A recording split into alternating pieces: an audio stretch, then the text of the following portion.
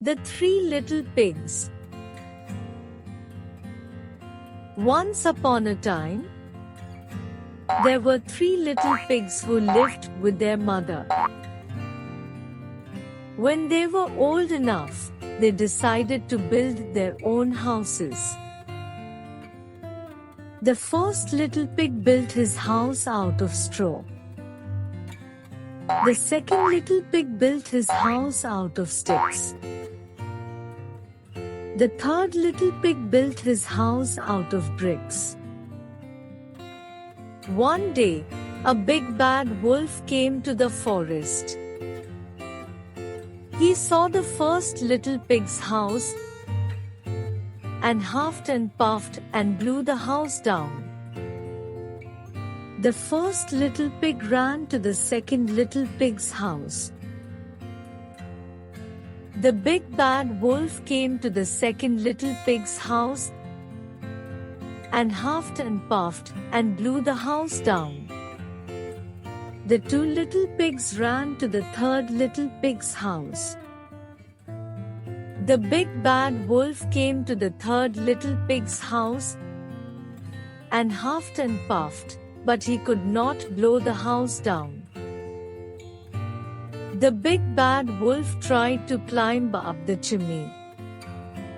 But the third little pig boiled a big pot of water and put it under the chimney. The big bad wolf fell into the pot of boiling water and died. The three little pigs lived happily ever after. Moral of the story: hard work pays off. And the goat.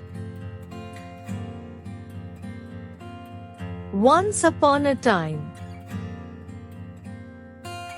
a fox fell into a well and couldn't get out. A goat came by and asked the fox if the water was good. The fox said it was the best water he had ever tasted. And the goat was so thirsty that he jumped into the well too. Now they were both stuck. The fox said to the goat, "I have an idea. You stand on your hind legs and I will climb up your back and jump out of the well. Then I will help you out." The goat did as the fox said, and the fox was able to jump out of the well. But then the fox just walked away, leaving the goat stranded. "You fool," the goat called after him. "Why did you leave me?"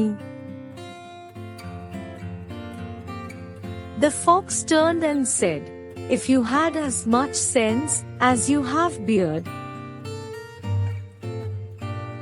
you wouldn't have jumped into the well in the first place." Moral of the story: look before you leap. Belling the cat. Once upon a time, the mice were gathered in the kitchen, discussing how to protect themselves from the cat. "I have an idea," said a young mouse. "We can put a bell around the cat's neck. That way, we will always know when she's coming."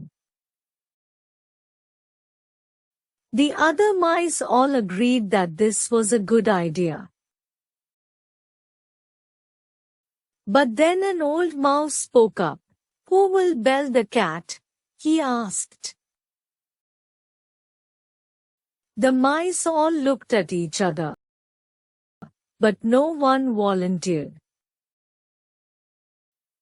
They were all too afraid. In the end, The mice decided that they would rather live in fear of the cat than risk being caught. Moral of the story: it's easy to come up with plans, but it's much harder to carry them out.